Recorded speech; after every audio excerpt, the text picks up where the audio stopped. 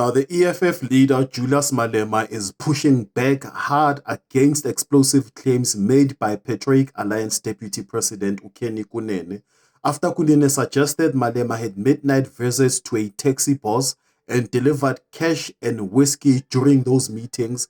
Malema has denied the allegations and launched an urgent defamation case to clear his name.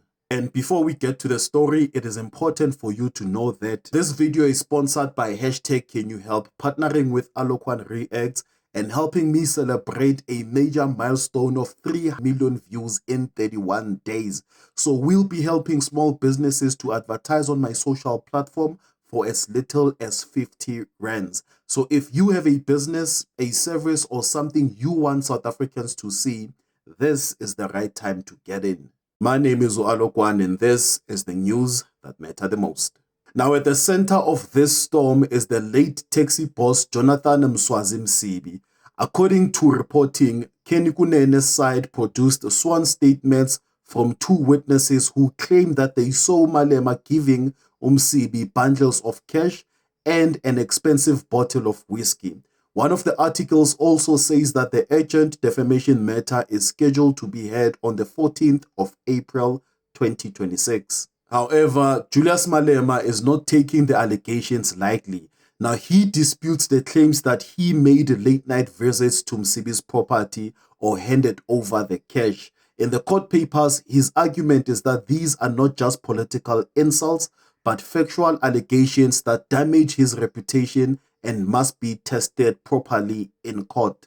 Now, these allegations made by Kenny Kunene touch a question of credibility, public image, and whether public figures can make serious claims on podcasts, in affidavits, and in the media without facing legal consequences.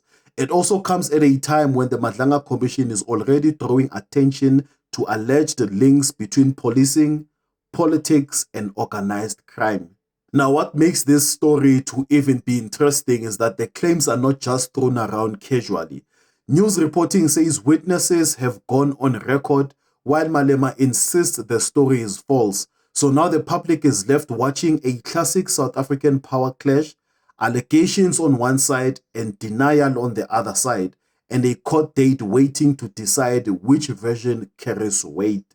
But for now, the battle line is clear.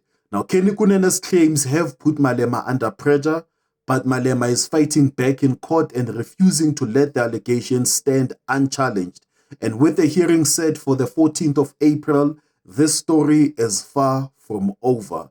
But Alokwan Reacts is here and he'll keep you updated. What are your thoughts? A quick reminder that this video is brought to you by hashtag Can You Help, where it's giving an opportunity to small businesses to advertise using my social platforms that has an access to over 100,000 people in South Africa. So use this opportunity to expand your clientele with Alokwan Reacts and hashtag Can You Help.